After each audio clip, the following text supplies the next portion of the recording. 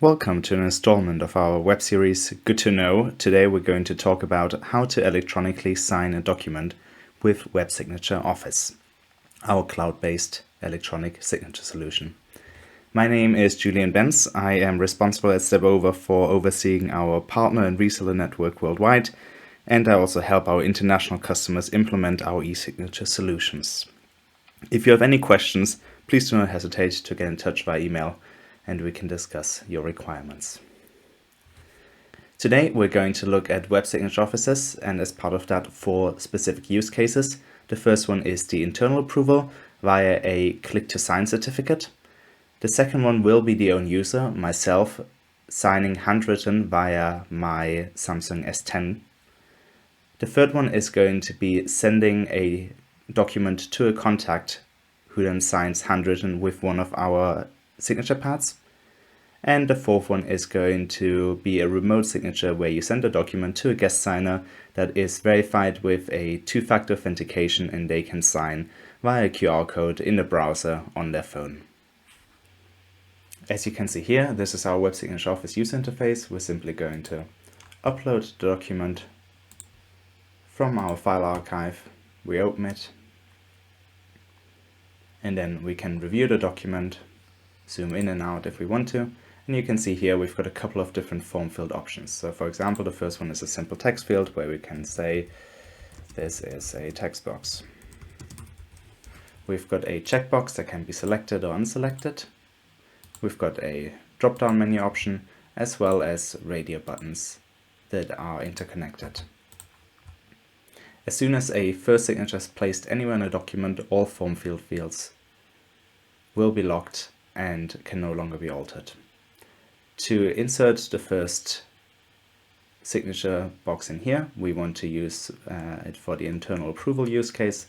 Simply going to press here, sign yourself, and then draw up the signature box.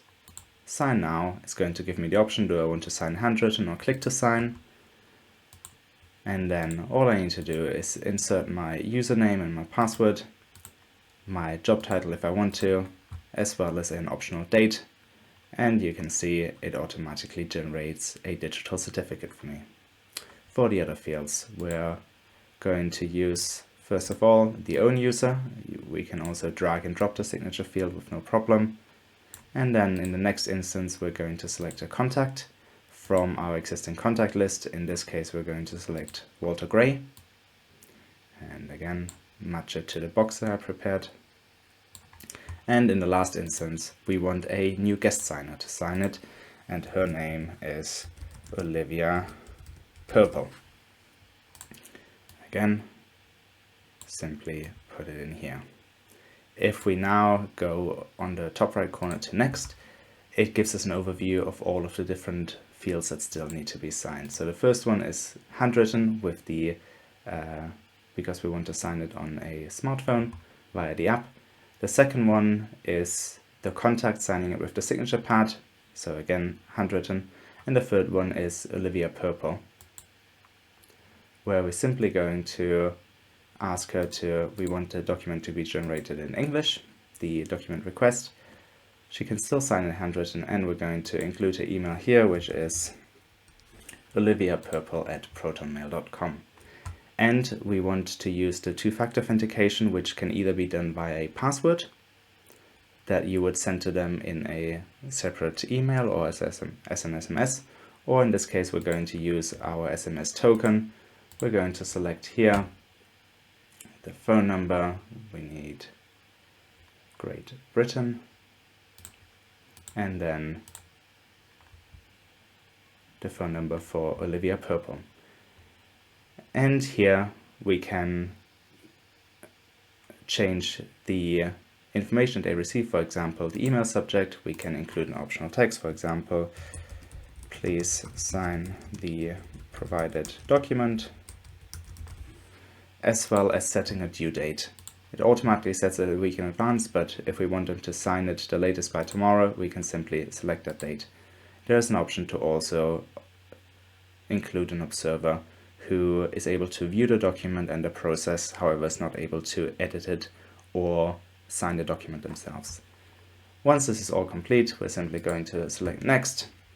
It's going to give us here a summary of the workflow. We're going to create a signature request and simply going to press Submit.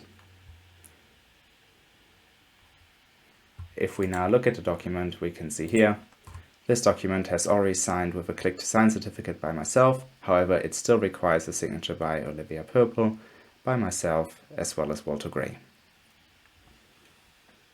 On the right hand side, you're able to see my phone. I'm simply going to unlock it, going to select the eSignatureOffice app, going to log in with my own account, and as you can see, it has already updated here. There is a document that requires my signature. So all I do is I press on the document. I can see the filled out form fields as well as the digital certificate are included. And in the top right corner, it allows me the option to sign this document. And you can see the highlighted field where it requests my signature. Simply going to press sign. It brings me directly to the signature. And all I'm going to do is sign my name in here. And that is the document updated. The next signature we're going to look at is that of Walter Gray. So we're going to log out from this.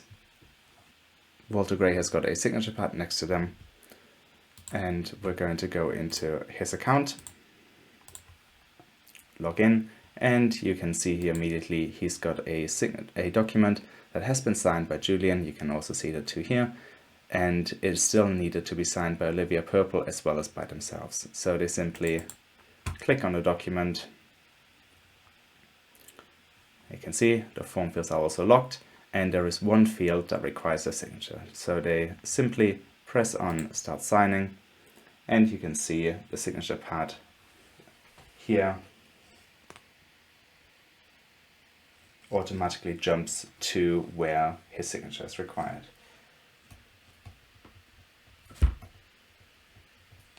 To sign as Walter Gray, confirm it,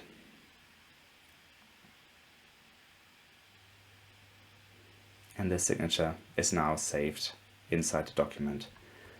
The last signature is by Olivia Purple, so we're simply going to go onto her emails. You can see she has received a link to this document where the personalized text is in here, as well as please click on the following link to watch and sign the document. So we're going to press simply on here. We're going to accept the conditions. And as you see now, we've got the two-factor authentication as required. So we're going to request the SMS token.